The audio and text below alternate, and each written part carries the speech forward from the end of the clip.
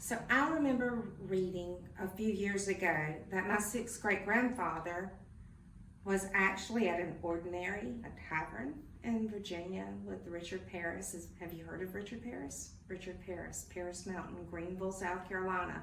So Richard Paris was an Indian trader that somehow got 12 square miles of land from the Cherokee. Now, I can't tell you much more than that, or I'm going to blow Carolina Rising for you. We don't want to do that. So in reading into the Pettit stories, and Joshua Pettit, my sixth great grandfather's hanging out with the likes of Richard Paris. Now, they were buddies, obviously. They're hanging out at Romney's Ordinary in Virginia, and Ordinary is like a tavern, having drinks together, buying each other drinks.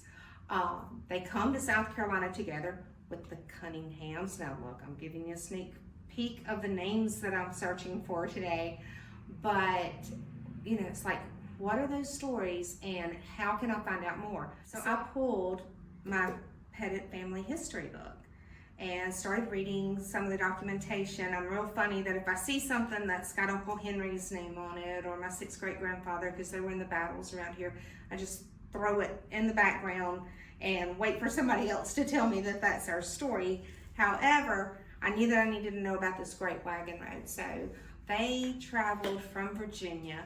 It appears to be not until 1770s. So 1770s, 73-ish. My grandfather ended up selling 500 acres of that 12 square miles and moving to present-day Cherokee County. So he was one of the frontiersmen that were here in our early days. But here are some of the people that he came with. These are your stories, and I'm looking for them, so see if you can help me out. In Carolina's fields where brothers clashed, neighbor against neighbor, freedom flashed. From King George's grip, they dared to break, in the backcountry's heart, for liberty's sake.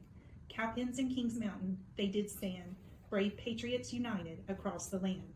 In Carolina's struggle, the spirit unfurled, with each battle cry, they reshaped the world. In addition to the Pettits, the Parises, and the Cunninghams, because I let that cat out of the bag, we're looking for the Woods, Trammels, Walfords, Roebucks. I see Middleton on here again. I can't wait to find all the Middleton stories. Let's talk about this interesting one. Thomas Brandon, also in Virginia, at the Ordinary with my sixth great grandfather.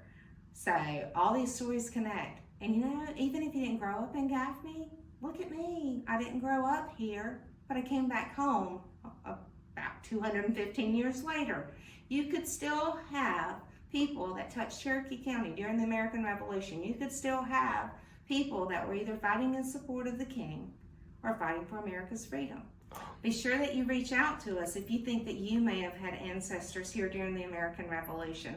Be happy to get you in touch with Miss Linda at the museum. We'll get you in touch with Miss Jackie at the library. If you've got your stories, share them with us. That's how we're going to build the content of Carolina Rising.